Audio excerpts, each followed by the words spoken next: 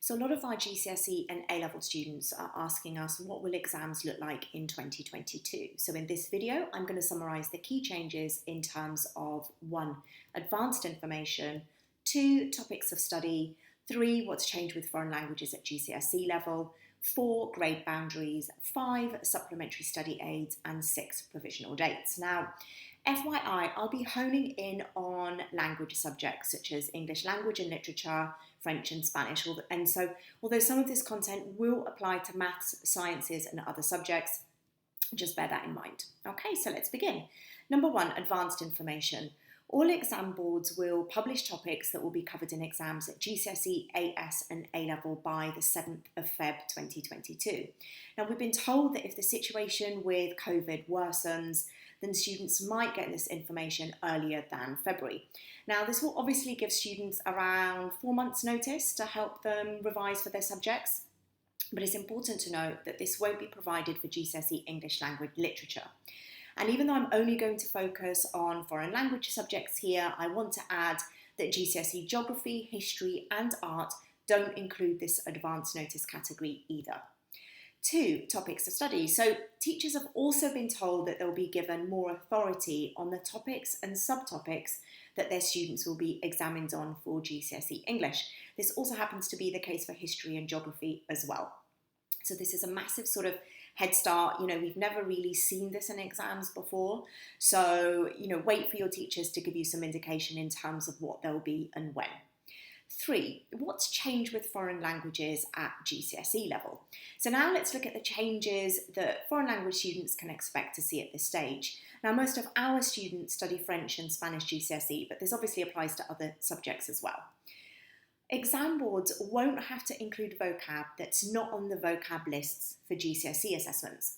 So what that means is before you'd see vocab not provided in your lists, included in exam papers, so you'd see them in the reading, writing, speaking and listening. But that's not going to be the case this time round. There might be a little bit, but it's not going to be to the extent that we've been used to seeing in previous years. Exam boards will also include an extra question in the written paper to help students focus on fewer themes in their writing. So this basically means that students can answer more questions on their preferred theme. Some exam boards are also extending the time for the writing paper. Check with your exam board and I've added some links below. Unlike the last 2 years where each individual school hasn't had formal oral exams, and last year there weren't any speaking exams at all, students will need to prepare for their oral exam like normal in 2022. So this is one of the biggest changes. And it's going to be a shock to some students as well because they haven't really had to sit this element of the exam before.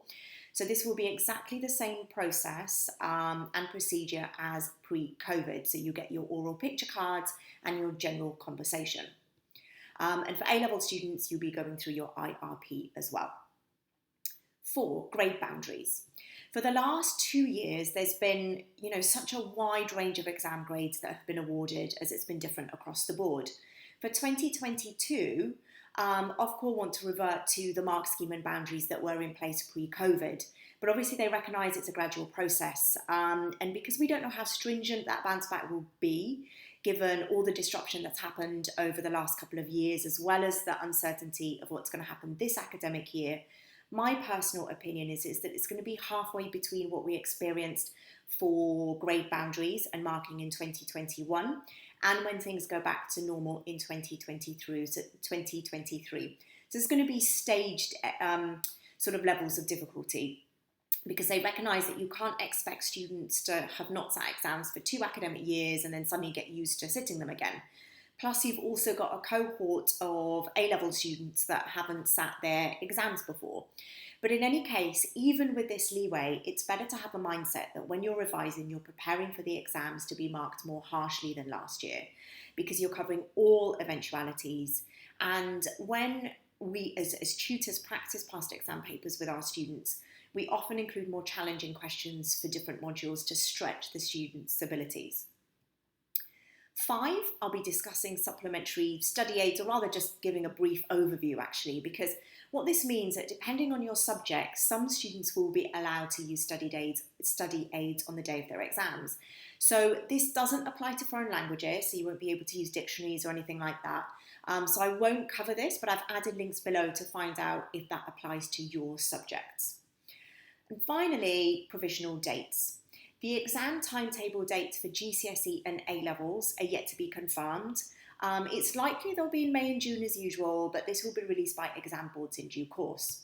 Results date in 2022 will be Thursday, 18th of August for GCSE exams and Thursday, 25th of August for A-level exams. They were thinking about having both of those results days on the same day, but it's not going to happen anymore. Now, if for any reason circumstances mean that formal exams won't be going ahead in summer 22, then it's highly likely that teachers will do what they did last year. They'll submit their own graded assessments. So therefore, our advice to students is to treat each submission of homework, so every test, assessment, mock exam that you go through, as if your marks will be submitted as part of your final GCSE or A-level grade. Because, from my experience, you never know what can happen, and it's good to be in that mindset that you know that you're going to be putting in as much effort consistently throughout the final year, rather than just relying on the grades in your final exams. Because a lot of students were called out by that in the previous year when everything started to kick off with COVID. It's obviously no fault of their own. You could never have predicted it. But just to give you a heads up that you want to be prepared in that respect as much as possible. So I haven't focused on maths, sciences or other subjects, but check out the links below for the individual exam boards. Just keep up to date with what the government is going through in terms of the updates.